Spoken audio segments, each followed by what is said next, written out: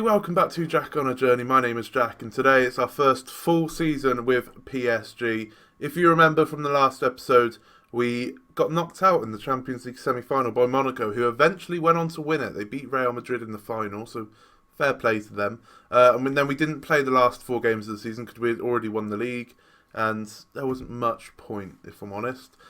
We drew with Nice, we beat Marseille, we lost on penalties to Bordeaux in the Cup. They eventually won the Cup. Look at that penalty shootout. It was pretty mad. And then we beat Monaco on the final day of the season 2-1. So fantastic. But we've got some transfers for you today. And we're going to play Bordeaux in the Trophée des Champions. I assume it's the Super Cup kind of thing. So we're going to do that. But we got some transfers, my friends. We have got some transfers. First off, a transfer that's going to happen in January. It's a young Colombian. We've signed these players before. This was... I brought him in. I kind of wanted him to play centre-back if he was coming in the summer. Don't ask me why. He is 2-star, 5-star potential. I was building him up to be like a centre-back because... 6'1", his physicals are great. His defensive stats are decent. Like his only one that's not great is heading. So a good ball-playing centre-back could be in his future. But he's coming in January, so it might not be too much of an issue in that sense. He is 17, so he has got time to grow in either defensive mid, centre mid, or centre-back. But as you can see, £82 million in the transfer budget, £241,000 per week left to spend. £443 in the kitty, which is, I'm sure it's excellent. But you're probably wondering, how have we still got that amount of money? Like that's from the original budget is around 100 mil spent. Oh, we've spent a lot more than the 100 mil, my friends. We have spent £435 million. We have sold £439 million. So we've made a profit in the January. And as you can see from some of the players, we would have made a lot more of a profit if I didn't get all sentimental about it. Some of the outs, let's do the most expensive first. So I wouldn't have thought many of you would know. I don't remember half these players already, and I've only just sold them. We've sold Besson to Tottenham for £80 million. Batista. I'll get my words out. For £60 million to Arsenal. Tungai Rohat to Man City for £50 million. Connor Blevins to Cardiff for £50 million. I don't know how Cardiff got £50 million. Diallo to Southampton for £40 million. Another one going to Southampton is Busani for £35 million. Stoyanov for Watford for £32.5 million. Vincenzo Dos Prezres to Leverkusen for £25 million. Niamsi, our left back, I'll use our backup left back, to Tottenham for £20 million. Ganzo, 17.25. He was the kiddie on loan at Milan last season. He's gone to Wolves. Andrzej Kovic to Leipzig for £10 million. And so on and so forth. There's a load of youngsters. Literally, I looked the players on loan from last season and like under 20s. If they weren't good enough, bam, get rid of them. Players from the first team, 3 stars and below, I was just like, bam, get rid of them. 3 stars is still classed like at elite level because we're that good. 3 stars are classed at elite level. And we got some decent money for some players, which is good. But shall we get into the ins, shall we? We'll start, well, we won't start if we saw the Colombian, but we'll start with another young lad, Brazilian words are hard. Brazilian young lad, 19 years old, Rodrigo, 2.5-star current, 3.5-star potential. This is one from my director of football, or head of youth, whoever sorts out the youth transfers. I assume it's my head of youth. We brought him in from Gramero for £7.25 million, which I assume was his release clause. Looks alright. Centre attacking mid. Looks decent enough. Next up, in fact, we'll go from top to bottom, shall we? I'll explain why I've done this in a little bit. So we'll go from top to bottom. £55 million could rise to £85 million. Abdel Hamid Sayed. Now, if you remember, this is the kid that was at Manchester United. It's not the kid that was Manchester United. It's a completely different guy. When I bought him, I thought he was the kid from Man United, but he's not. I get my Egyptians mixed up, apparently. A fullback that's Egyptian, I just assumed it was United. Left back from Chelsea, 4-star current, 4-star potential. Look at those physicals, absolutely balling. He's going to be our backup left back. We've got some decent players, my friends. We've got some decent players. He obviously came through in Egypt. Chelsea only bought him for 350k, so they've made a bit of a profit in him, but he's played regularly for Chelsea in that side. He probably played against us when we played against Chelsea with Milan. Emerson for £60 million. He's going to be our backup keeper. 3-star current, 4.5-star potential to Lafont. Lafont's still our first choice keeper. It was either this kid or Donnarumma, and I was like, I can't really justify spending so much on Donnarumma, so I'd rather get a young kiddie on slightly less wages, because Donnarumma would have wanted like 450k a week. So I've gone for this kid. It'll be suitable for a backup. 22-year-old Brazilian. I did this transfer, and I was like, right, this transfer kind of led to these transfers a little bit. Diogo Alves from Barcelona. We signed him for £80 million. Could rise to £160 million. Look how good he is, my friends. Obviously, if you have watched since at least the Ajax save, you would know that we bought him for Ajax for £6.75 million. And then when I left, they sold him to Barcelona for £44.5 million, where he has killed it at Barcelona. So we have brought him in to PSG for £18 million. I tried to bring Santa Fe in as well. He was at Man City, but they just wanted a bit too much money. I could still get him now, but he was just a little bit too much money. But just look how good he is. Like, I can pick a player. I know I can pick a player. He was a fantastic find for Ajax for £6.75 million. And he's just been, look at these ratings, absolutely incredible. Diogo Alves, I'm glad to have him back. I believe I'm still on his favoured personnel. You probably should love me. There we go. Of course I am. Of course I am. He loves me. He's elite attacking midfielder now, which is great. Jose Juan from Real Madrid, £80 million, could rise to £160 million once again. He is another centre-back we're going to have. He's a very, very, very good centre-back. 6 foot tall. Look at those physicals. Tackling could probably be a little bit higher for an elite centre-back, but he's more of a cover option. We're not going to be playing him as cover, but he's more of a cover centre-back. But he just looks fantastic. 4.5-star current, 4.5-star potential, worth £111 million. Already played 93 times for Spain. Came through the Las Palmas youth ranks. Played for Arsenal, played for Man United. He's been going for big fees everywhere he goes, and he consistently plays well as well. Playing for these top sides, so he seemed like the perfect person to bring in. He was one of our first signings as well.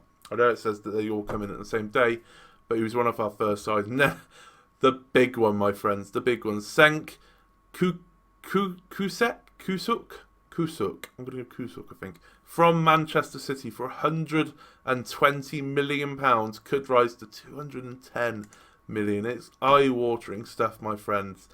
He looks very, very good. He is better than Pellini, our other right mid. This guy was to replace Pellini, because Liverpool were sniffing around and Liverpool put in a bid. They put in like £110 million up front. I said no, 250 mil, or we're not even going to talk. Liverpool didn't want to know, so Pellini wanted to have a chat. But I did the thing where, you know, you can send another player to have a word with him, and after that he was fine. It paid off, he was fine, he didn't want to go. So we'd already brought this kid in. so now we've got two of the best right wingers in the world. He's French as well, which is great. He's won everything wherever he's gone. He's won 2 World Cups, I believe. He's won everything with Bayern Munich, everything with Man City. So he's just a very, very good player. And to have 2 of the best right wingers in the world, it's fantastic to see. And he's, like I said, he's French. He's worth £146 million, which is just insane numbers. He also got the message, the same as Rudy. If you remember, if you watched our Maribor and Anderlecht from that starting point, you know that Rudy came out as gay, which is fantastic. We got the same message about shirt sales with Rudy, about Kusuk, and I don't know if that's because Kusuk might also be someone that's come out as gay, or just because he's a massive signing, so people want to buy a shirt kind of thing. I'm not too sure. Obviously, you can't find anywhere to say that, they're gay, they're not gay, which is understandable, I guess. So we'll probably never know, but it's just, we're going to have shirt sales, to say the least. Shall we get on to the sentimental transfers? Basically, I wanted to sign everyone from each club we've been at in this whole journey, because PSG will be our last stop on this journey. And we couldn't find anyone from IA, because obviously that was right at the start of the game. We're in 2032 now, so it's been quite a while. But we have picked up Jacob Mikkelsen. As you can see, he was with us when we first joined Gefle in 2021. He has joined us, once again, just sentimental. He was our best player by an absolute margin when we were at Gefle when we joined. We joined midway through this season. He was injured, I believe. And then we started him, and look at these ratings he was getting. Then we got promoted, and that's when we left them. And he was doing... When we were there, he was fantastic. So that's all that matters. He's come in. Labate, you should know him. He was at AC Milan. We've brought him in just because I really liked him when he was at Milan. He played a fair few times for us. He spent last season on loan with Brescia, where he played decently as well. And we've brought him in just to see. Basically, I want these players to get Champions League medals. I want them to... they won't be in the squads, but I would like to think that I've got enough power to give them Champions League medals, if you get what I mean. Carabelli, even. As you all know, none of these players are going to be playing at all. Just to give you that, but I just wanted to give them more medals. I wanted to end my career with them in my side. Signed him for Maribor. We then signed him again for Anderlecht, where he played very well for them. He's been on his own journey, if you will. He signed for Mainz for £16.5 million, where he didn't really kick off in Germany, and then he has spent last season on loan in Nantes, and has now come to us, which is great. He's finally back with me, holding each other's hands. Rudy, everyone knows Rudy is my guy. He is just incredible. He came through the Maribor youth ranks. We then signed him for Anderlecht, where he played all right, to be fair. The ratings don't suggest it. He played all right. Don't you ever say that he didn't play all right. All right? Yeah. And he came out as gay when he was at Anderlecht. He was just... he felt like he was my son. It was such a proud moment. He joined this team in the summer, right? He had already accepted a pre-transfer with them. And I was thinking, oh no, we're not going to be getting... Because if you remember, we looked at him at one of the previous episodes. And I was like, no, we're going to get from him. Let's just put anything we want. So they wanted 8.75 million. We gave them 8.75 million. So he joined the club and spent all of, 2 days there? I don't know if we can see how long he actually spent there. 3 days he spent at that club. 3 days before we signed him. So that's just fantastic. And then last but not least, our main man from Anderlecht, when he came through the Anderlecht youth team, Fabian Machowski, came through Anderlecht. We signed him for Ajax when we went to Ajax, where he kept on banging in goals. Like, not regularly, but 40 goals in 132 games. You can't really sniff at that, if I'm honest, for a pressing forward as well. So we brought him in, him and Rudy. He's also Polish now, which is weird. But him and Rudy in the same team is what I've always dreamt about. And that is our transfers. I know most of them are sentimental reasons, but I'm fine with that. Ousmane Dembele obviously retired at the end of last season. Abbey went to Preston. Okay, he was our backup keeper. He's never really played, has he? He's never really played. I assume he was just brought in because he was Japanese, for that, to tap into the Asian market, if you will. And that is that for transfers. At the moment, as we speak, we're going with a very thin squad because players are still on international duty. I believe it might be the Olympics. So players are still on international duty. So you're not going to see some of the players that we brought in today. You're going to see a couple. But not all of them, I don't think. I'm not too sure. But this is the team we're going to face at Bordeaux with. We've got Lafont in goal, Sahin, Juan, Mao and Vogler in the defence. Alves and Panajoa. That's a fantastic midfield. In the midfield. Millet and Kusuk on the wings. And Jose and Diogo. We got 2 Diogos. It's gonna confuse me, to say the least. Now, at the moment, I want to try, what's his name, Alves, as that Mazzala in the middle. He is an attacking mid, and that's where we got the best out of him, in that attacking mid role. But I wanted to try, because I want to stick with his 4-2-2-2. So I want him to... He's good enough to learn centre mid role. Like, he's good enough to learn it. So we're going to keep him... We're going to train him in that centre mid role, and fingers crossed he can, become best in the world at that position as well. There's a couple of names on the bench that, well, one you'll recognise if you watch the Ajax save, and one you won't recognise. Obviously, Payet, he was at Ajax. He signed for PSG on a free after his contract ran out. He was on loan last season. He was in the reserves. We brought him in as our 4th choice centre back for this season.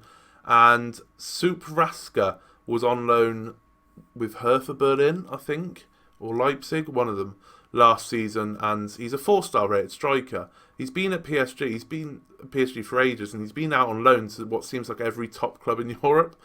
And we brought him in. He's going to be, once again, our 4th choice striker behind Jose Diogo and Sinaldi. Is that his name? Sinaldi? But yeah, it's good. We've managed... We didn't really lower the wage budget, which I'm sure the board won't like, but we've got a much better side for it now. I didn't show you the star ratings, but we've got a much, much better side now. If we have a look at the star ratings quick, look at these star ratings. It's insane. It's a very small squad, as you can see, but star ratings. Just ignore this guy because he's not going to be in the team. He's just a reserve. But it's just, it's beautiful. It's beautiful to see. But half-time, it is 0-0. We're not showing our attacking prowess, really, are we? But I want to start off this season with a cup. It might be a Super Cup, but it's a cup nonetheless. This season is, like I said in the last episodes, or the episode before that, I'm going to concentrate on the Champions League this season because we are PSG. It's going to be either us or Monaco winning the league. It's as simple as that. And considering we've already won the league in France because we won it last season, at a canter as well. We want to concentrate on the Champions League and see how quickly we can win the Champions League, because it might be this season that we do finally end the series, if you will. I haven't decided whether to end the series when we win the Champions League or join an international team, perhaps. I'm going to ignore that they go 1-0 up. Join an international team, perhaps. Now, I know international football on Football Manager is quite dull at times, to say the least. But if we could try and, win a World Cup or something like that, that'd be quite cool. We'll have to wait and see. We'll have to wait and see how I feel, because you never know. This might not be our last season. It might not be for another 3 years that we win the Champions League. Especially if we play like this today. It's not a full-strength squad. It's fine. Not everyone's gelled together quite yet. Let's just make some... I'm not bringing you on. Definitely not bringing you on. Let's make some substitutions. Let's bring some debutants on. I say that. That's the only 2 debutants coming on.